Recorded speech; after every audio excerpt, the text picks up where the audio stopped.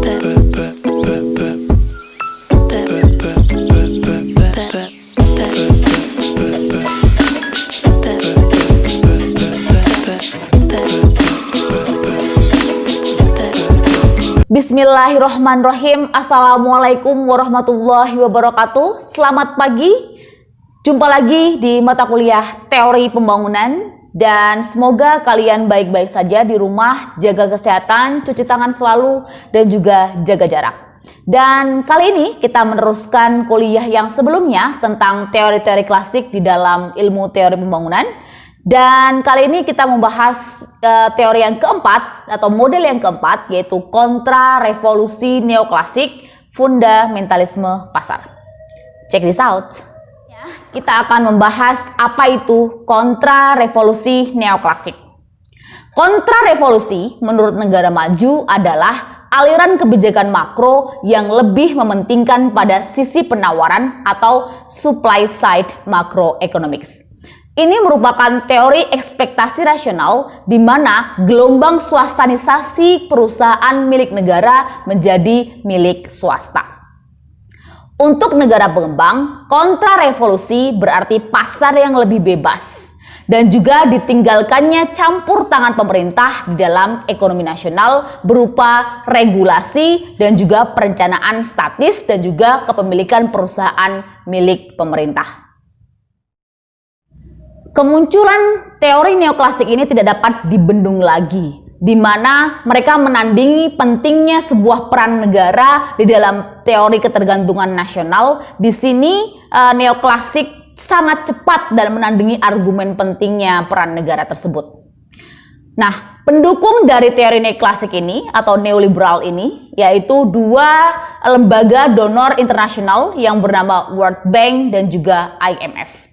Serta merosotnya peran organisasi multinasional internasional yaitu seperti UNDP, United Nations Development Program, dan juga ILO, International Labour Organization, dan juga UNCTAD yang sangat concern tentang perkembangan atau pembangunan di negara-negara berkembang ini merosot, dan naiknya peran-peran donor internasional seperti IMF dan juga World Bank yang sangat mendukung teori neoklasik ini. Argumen inti dari teori neoklasik ini adalah mereka mengatakan bahwa kondisi keterbelakangan sebuah negara berkembang akibat buruknya alokasi sumber daya yang selama ini bertumpu pada pengaturan harga yang tidak tepat dan adanya campur tangan pemerintah yang sangat berlebihan di dalam bidang ekonomi. Beberapa tokoh yang mendukung aliran neoklasik ini adalah Ian Litter, Lord Peter Bower, Deepak Lal, Bella Balasa, dan yang lain-lain.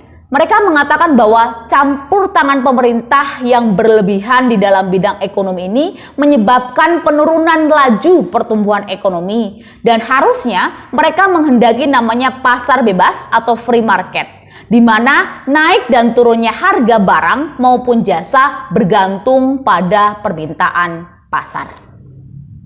Seharusnya yang dilakukan oleh negara berkembang yaitu membiarkan pasar bebas atau free markets hadir dan beroperasi secara penuh. Yang kedua, melakukan swastanisasi perusahaan milik pemerintah. Yang ketiga, promosi perdagangan bebas dan perdagangan ekspor, serta menarik investasi asing dari negara-negara maju dan menghapuskan regulasi pemerintah yang berlebihan dan distorsi harga pada pasar input, output, serta pasar keuangan. Ketika itu semua dilakukan, maka efisiensi dan pertumbuhan ekonomi akan terpicu lebih optimal. Seperti yang saya katakan tadi, bahwa kontra revolusi neoklasik ini merupakan versus atau tantangan atau jawaban dari teori ketergantungan internasional yang kita bahas kemarin. Dia menjawab bahwa keterbelakangan yang terjadi di dunia ketiga itu bukan karena sifat predator negara pertama atau negara core ataupun badan internasional seperti IMF ataupun World Bank. Tetapi karena korupsi dan juga campur tangan pemerintah yang berlebihan dan inefisiensi di berbagai sektor serta terbatasnya insentif ekonomi yang berpengaruh secara luas di dalam negara. Nah, yang dibutuhkan adalah bukanlah reformasi ekonomi sistem internasional atau restrukturisasi pola perekonomian dualistik negara berkembang atau peningkatan dana bantuan luar negeri, tetapi promosi pasar bebas menggunakan teori laissez-faire, artinya campur tangan pemerintah dalam urusan ekonomi harus dibatasi.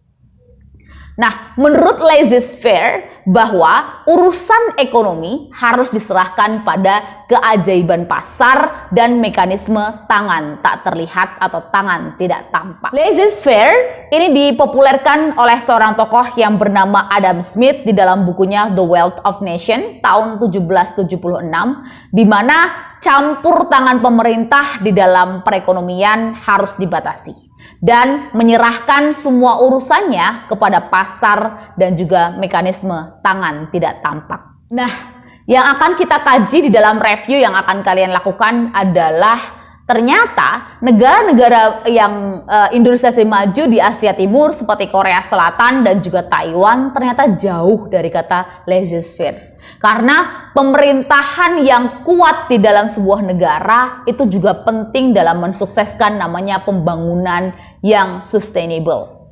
Dan akhirnya negara tersebut menjadi negara-negara secara industrialisasi maju.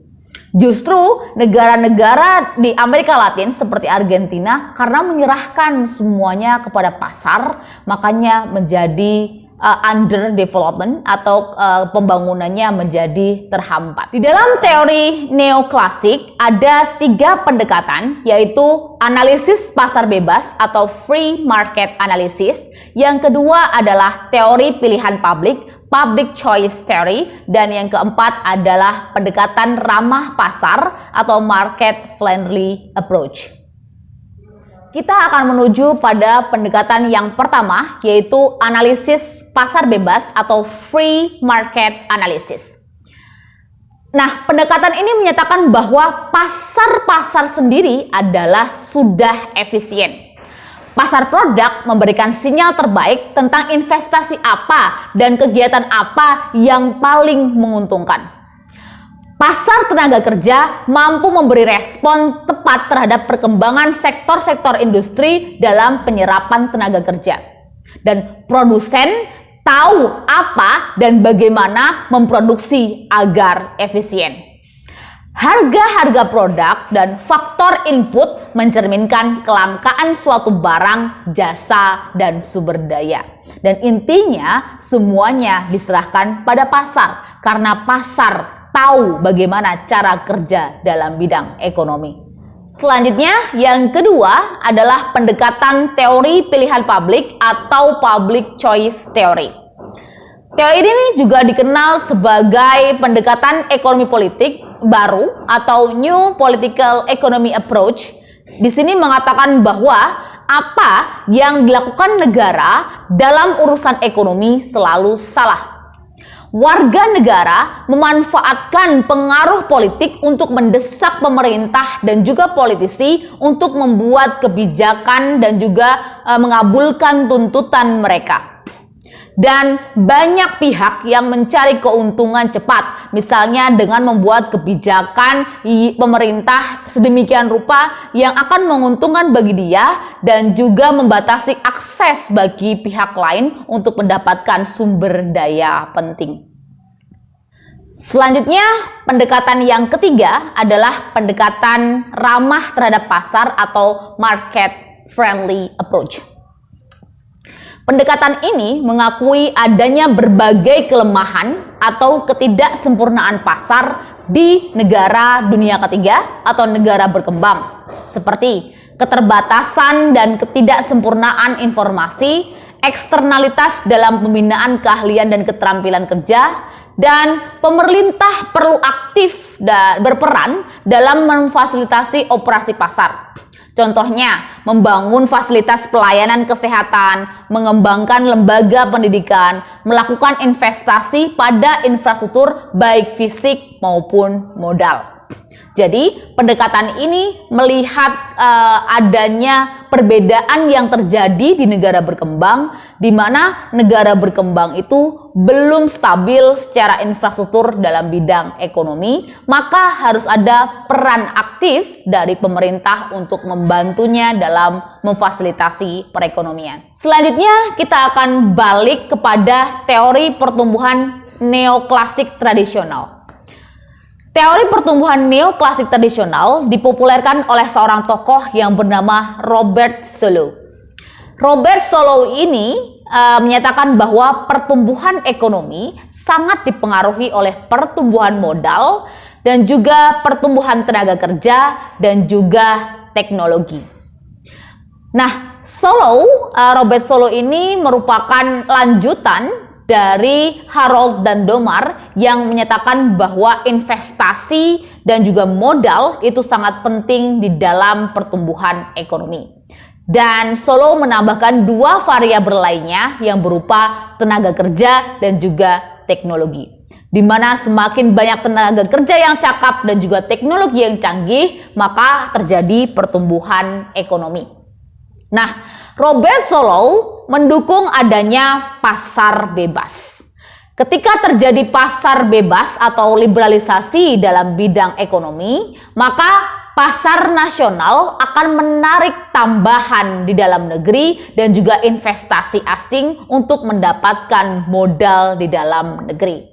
Nah, ketika banyak modal dari dalam negeri, dari investasi asing, maka terjadi namanya pertumbuhan ekonomi.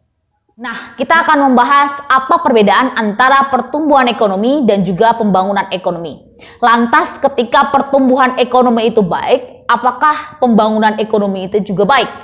Nah, perbedaan antara pertumbuhan ekonomi dan juga pembangunan ekonomi. Pertumbuhan ekonomi sendiri hanya mengukur pada peningkatan PDB saja atau peningkatan pendapatan nasionalnya saja secara kuantitatif. Sedangkan pembangunan ekonomi melihat apakah masyarakat terpengaruh atau tidak terhadap pembangunan ekonomi. Jadi, apakah ketika terjadi peningkatan pertumbuhan ekonomi, masyarakat merasakan pertumbuhan ekonomi tersebut? Nah, jika kesejahteraan masyarakat di suatu negara itu meningkat, maka pembangunan ekonomi itu berhasil. Tetapi jika kesejahteraan masyarakat di suatu negara tidak meningkat, padahal pertumbuhan ekonomi meningkat, maka pembangunan belum bisa dikatakan itu berhasil. Seperti yang kita bahas di pertemuan pertama, ketika pembangunan ekonomi itu berhasil, dapat diukur ada indikator kesejahteraan masyarakatnya. Yang pertama, angka harapan hidup masyarakat meningkat.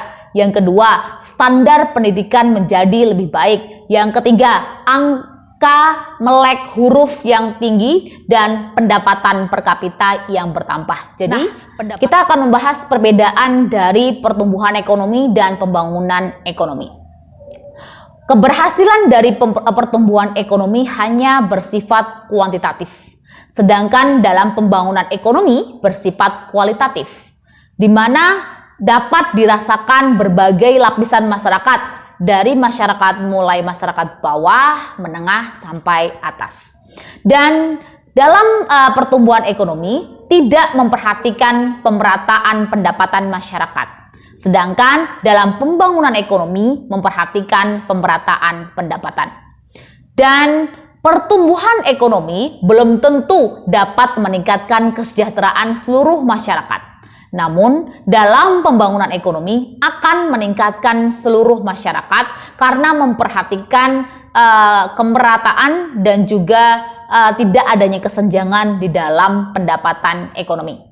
Dan yang terakhir, bahwa pertumbuhan ekonomi belum tentu disertai pembangunan ekonomi, tetapi pembangunan ekonomi pasti disertai pertumbuhan ekonomi.